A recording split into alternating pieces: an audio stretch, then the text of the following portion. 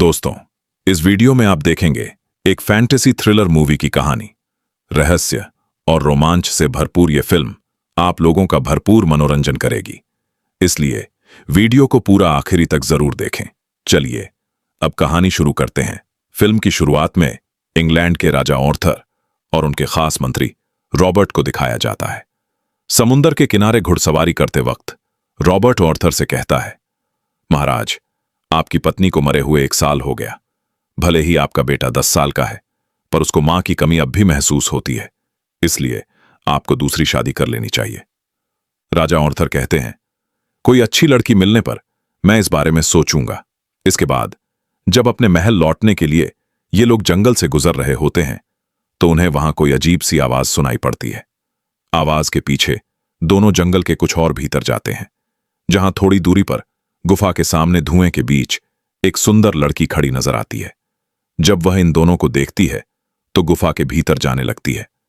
उसको भीतर जाते हुए देखकर रॉबर्ट गुफा के द्वार पर जाकर एक मशाल जलाता है और उस लड़की को आवाज देकर कहता है, तुम इस खतरनाक जंगल में अकेली क्या कर रही हो? मेरे पास आओ और मुझे अपने बारे में बताओ। इस पर वह लड़की चीखते हुए उसकी ओर बढ़ने लगती है और अचानक से गायब हो जाती है। इस घटना से डरकर रॉबर्ट चाकू निकाल लेता है, पर इससे पहले कि वह कुछ समझ पाता, एक बूढ़ी डायन उसके करीब आकर दांत से उसका गला काटने लगती है। हालांकि रॉबर्ट उसके कामयाब होने से पहले ही उसके पेट में चाकू मारकर उसे नीचे ढकेल देता है, जिससे कि उस डायन का शरीर नष्ट हो जाता है। अब तक थोड़ी दूरी पर खड़ा राजा भी वहां आ जाता है। उन्हें उस गुफा में डायन द्वारा कैद की गई रूबी नाम की एक लड़की मिलती है, जिसे अपने साथ ले जाकर राजा उससे शादी कर लेते हैं। कुछ ही दिनों में रोम से लड़ाई लड़ने के लिए राजा अपनी आधी से ज्यादा सेना लेकर रोम चले जाते हैं। रोम से होने वाली लड़ाई में वे अपने काफी सारे सैनिक खो देते हैं। ऐसे में युद्ध से थककर वे अपने बचे हुए लोगों के साथ फ्रांस में रुकते हैं और वहीं जिंदगी गुजारने लगते हैं।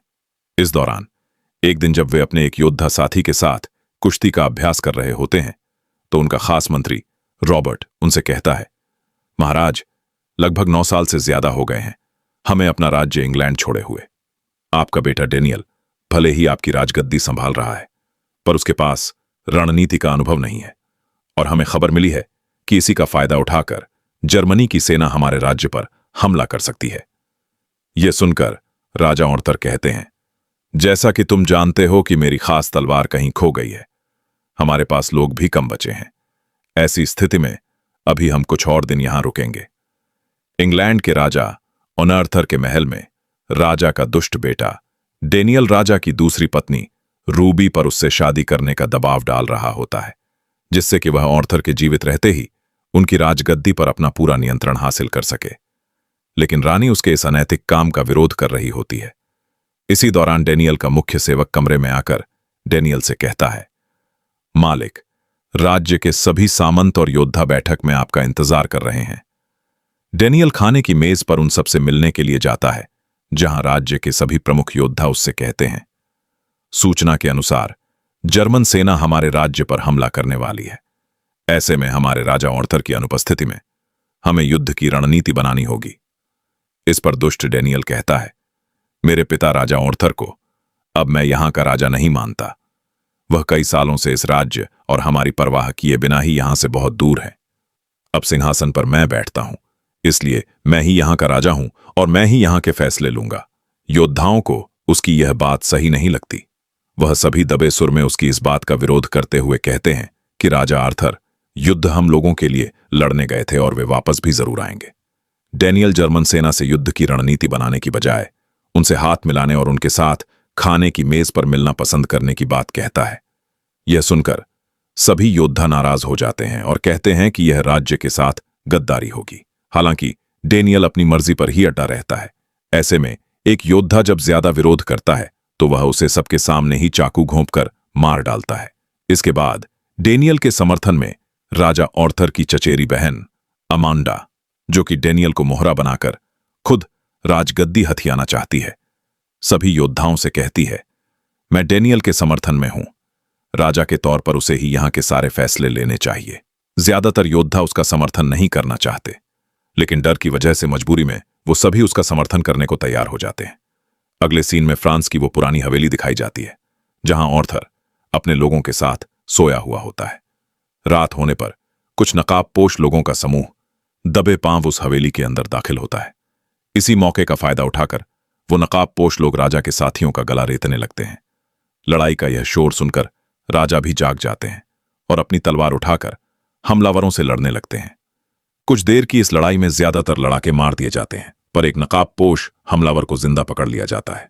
रॉबर्ट उसका नकाब खोलता है तो वह एक लड़की निकलती है।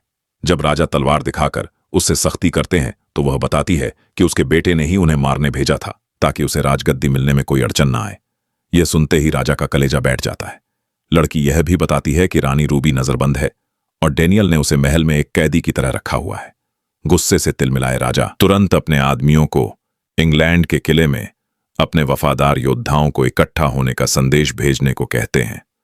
दूसरी ओर रानी रूबी एक खास लॉकेट देखकर किसी के बारे में सोच रही होती है। तभी हमेशा की तरह डेनियल उसके पास आकर उससे कहता है, शादी तो तुम्हें मुझसे ही करनी पड़ेगी। आखिर क्यों अपनी जवानी बर्बाद कर रही हो? ऑर्थर नहीं आएंगे। रानी कहती है, शर्म करो, मैं तुम्हारे पिता की दूसरी पत्नी हूं, इसलिए मैं तुम्हें हमारे रिश्ते को कभी कलंकित नहीं करने दूंगी। अगले दिन डेनियल अपने पिता की चचेरी बहन अमांडा से आगे की रणनीति पर चर्चा कर रहा होता है। अमांडा जादू टोना करना जानती है। डेनियल पूछता है, इससे क्या होगा? तो अमांडा उसके सिर पर हाथ रखकर कहती है, मैंने अपने दिमाग की कुछ चालबाजियां तुम्हें दे दी हैं, जिससे कि तुम अपने पिता की रणनीति से बेहतर ढंग से निपट सकते हो। इधर जंगल में भटक रहे राजा को अचानक से नदी के अंदर से होजो, एक जादूगर, की आवाज सुनाई पड़ती है। होजो राजा को बताता है कि जादूगरों की दुनिया ने इंसानी जीवन में कोई भी हस्तक्षेप न करने का फैसला लिया है। राजा कहते हैं कि अगर वह मदद नहीं कर सकता तो वे वहां क्यों आए हैं। होजो बताता है कि राजा अपने लक्ष्य से भटक गए हैं, लेकिन मदद उन्हें जरूर मिलेगी, बस उन्हें पीछे नहीं हटना है। महल में शादी की तैयारियां पूरी हो चुकी होती हैं और डेनियल के दबाव में रानी न चाहते हुए भी सज धज कर तैयार हो रही होती है। इधर राजा के अलग अलग साथी जंगल से गुजरते हुए उनका साथ देने के लिए नए नए लड़ाकों की तलाश कर रहे होते हैं। राजा अपने साथियों के साथ किले के अंदर जाने वाले एक गुप्त रास्ते से धावा बोलने की योजना बनाते हैं। बेचारा राजा महल की खिड़की से उन्हें एक साथ जाते हुए देखता है, जिससे कि उसका दिल टूट जाता है। अब इस धोखे से तिलमिलाया राजा अपने साथियों के साथ मिलकर सभी गद्दार सिपाहियों को मार डालता है। यह सब देखकर डेनियल बुरी तरह घबरा जाता है। हालांकि राजा उससे कहते हैं, मैं अपने ही हाथों तुम्हारा खून नहीं करना चाहता, इसलिए इसी वक्त तुम यह राज्य छोड़कर चले जाओ। घबराया हुआ डेनियल वहां से भाग जाता है। राजा को अपनी राजगद्दी वापस मिल चुकी होती है, पर वे इस इंतजार में होते हैं कि किसी दिन वे रानी से इसका हिसाब जरूर चुकता करेंगे। इसी तरह यह फैंटेसी फिल्म यहीं खत्म हो जाती है।